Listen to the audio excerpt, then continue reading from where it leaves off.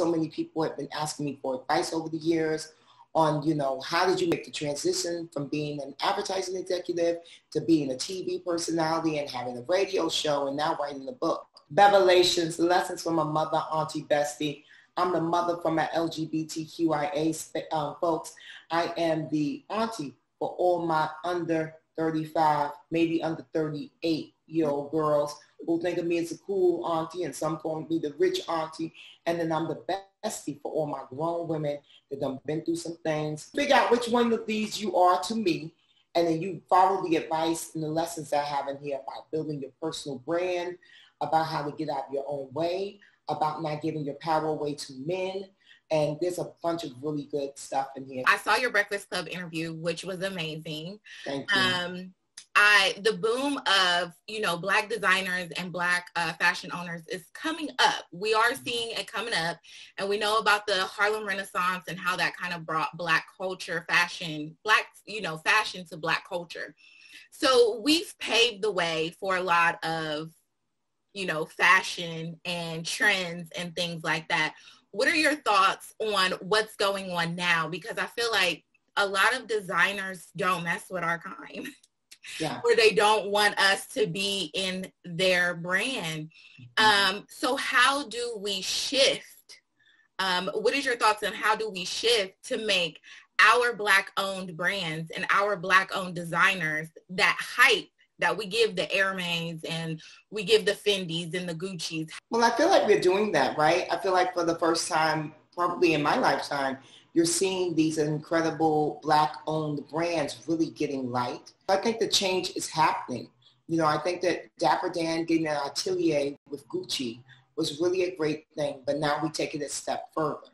And now we don't even need the imprint of a luxury brand. We create our own luxury brands from the bottom up. Do you feel like we get the credit for it though? Listen, they're never going to give us the credit, my love. We have to take the credit. We have to kick in the door, waving the 4-4, like Biggie said.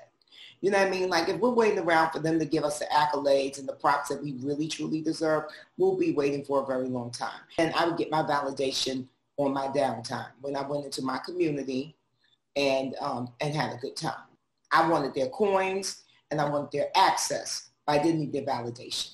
I have started the first chapter because I just got the book. So I got to start the first chapter. And in the first chapter, you did talk about how you took that leap. Mm-hmm. You were doing a lot of big things. You were in a lot of rooms. You had access to, what you said, luxury. Your Bevelation was luxury is access. Yeah.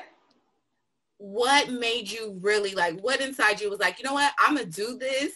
No, there's no turning back. I don't care what happens, because that's very scary. And what advice do you have people, especially our young Black women like myself and who's watching this? So I was 33 when I had that meltdown in Milan. That's the first chapter. I talk about being in Milan and arriving at my fabulous hotel with my car and driver, with my golden mink coat on. And 33 was a pivotal moment for me, because I realized I was truly, truly unhappy. It was just something that I could no longer hide from. You can't be happy surrounded by a bunch of luxury stuff and making good money and having lots of great sex with various well-hung men. What's going to make you happy? I did take actually 5 years to figure out what I wanted to do next before I quit my job. So I always say do the research and figure out what it is that you really want to do. And then get the try and find an opportunity to even try it out. I also say, go and see a financial advisor. I didn't go see a financial advisor. Really, really do the introspective work on yourself. Because a lot of times, especially if we have jobs that have any kind of, glamour or sex appeal or anything that people are like, oh my God, you get to do that. Yeah. There's a lot of ego attached to those kind of things, right? So now you have to be okay with not being that person. And I will tell you this, it is not easy to change your life. I'm not going to give you the platitudes.